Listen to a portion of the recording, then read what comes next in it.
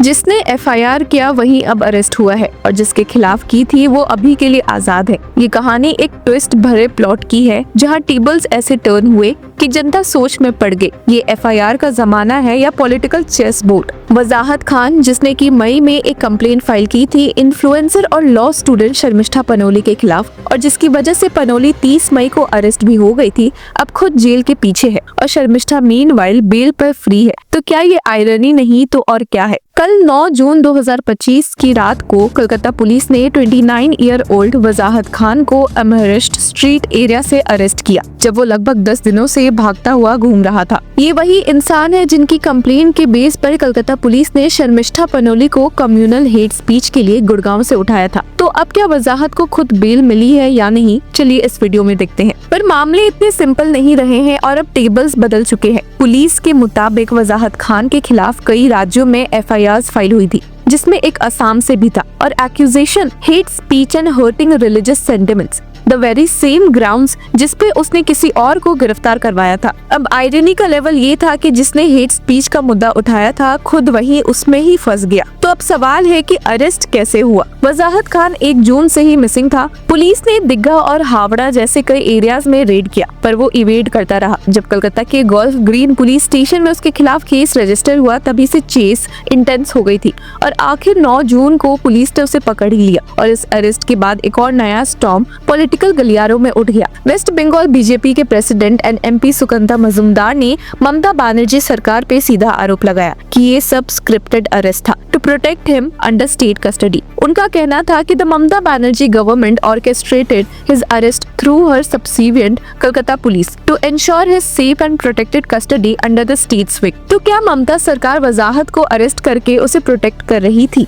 या फिर ये बीजेपी का एक पॉलिटिकल ड्रामा है टू टारगेट टीएमसी। एक तरफ सोशल मीडिया पर ये वायरल हो गया कि कोलकाता पुलिस असम पुलिस के साथ कोऑपरेशन नहीं कर रही थी, लेकिन सिटी पुलिस ने ये क्लेम मिसलीडिंग एंड बेसलेस बताकर रिफ्यूट कर दिया। एक ऑफिशियल स्टेटमेंट में उन्होंने कहा कि Kolkata police strongly refutes the misleading claim being circulated on social media suggesting non-cooperation with Assam police. तो ट्रुथ क्या है वो अभी भी पॉलिटिकल और लीगल लेंस से देखना बाकी है। ये सारी कंट्रोवर्सी शुरू हुई थी शर्मिष्ठा के एक इंस्टाग्राम वीडियो से जो उन्होंने पहलगाम टेरर अटैक के बाद पोस्ट किया था। उसमें उन्होंने बॉलीवुड के मुस्लिम एक्टर्स को टारगेट किया था for their silence on operation Sindoor, a tragic attack जिसमें 26 लोग मारे गए थे। उनका वीडियो इंस्टेंटली वायरल हो गया और कम्युनल ग्राउंड्स पे उनके खिलाफ हेट स्पीच का केस रजिस्टर हुआ। और तभी आया वजाहत खान जिन्होंने एफआईआर फाइल की और कह दिया कि शर्मिष्ठा ने मुस्लिम सेंटिमेंट्स हर्ट किए हैं। शर्मिष्ठा को 30 मई को गुड़गांव से अरेस्ट किया गया और 14 दिन की जुडिशियल कस्टडी मिली, लेकिन 5 जून को कोलकाता हाईकोर्ट ने 10,000 के बॉन्ड पर बेल ग्रांट कर दी। बेल के वक्त उनकी लीगल टीम ने कोर्ट को बताया कि उन्हें रेप और डेथ थ्रेट्स भी मिल रहे हैं। कोर्ट ने तुरंत उल्टा उनके लिए पुलिस प्रोटेक्शन का ऑर्डर भी दे दिया। एक तरफ शर्मिष्ठा अपने आप को फ्री स्पीच का विक्टिम बताती है तो दूसरी तरफ पुलिस का कहना था hate speech should not be confused with freedom of speech. अब सवाल है कि वजाहत खान पर क्या चार्जेस लगे हैं। उन पर नए क्रिमिनल लॉ भारतीय न्याय संहिता के सेक्शन 196 सबसेक्शन 1A, 299, 352 और 353 सबसेक्शन 1C के तहत केस फाइल हुआ है। इसके अलावा आईटी एक्ट के अंडर भी चार्जेस लग सकते हैं। उन पे एलिगेशंस है कि उन्होंने हिंदू कम्युनिटी के खिलाफ डेरोगेटरी और सेक्सुअली एक्सप्लिसिट लैंग्वेज यूज की। कंप्लेंट के मुताबिक उन्होंने हिंदू धर्म को रेपिस्ट कल्चर और यूरिन ड्रिंकर्स जैसे स्लर्स से टारगेट किया। ये कंप्लेंट श्री राम स्वाभिमान परिषद ने 2 जून को गार्डन रीच पुलिस स्टेशन में फाइल की थी। उसके बाद पुलिस ने 3 बार उनके घर समन भेजा, लेकिन वजाहत पुलिस के सामने प्रेजेंट नहीं हुए। जब इंट्रोगेशन अवॉइड करने का पैटर्न क्लियर हो गया तब अरेस्ट का डिसीजन हुआ और अब 10 जून को कोलकाता के एक कोर्ट ने उनकी बेल प्ली रिजेक्ट कर दी है। सुकंता मजुमदार ने सोशल मीडिया पर लिखा, Wajahat Khan's arrest immediately following the departure of Assam police from Kolkata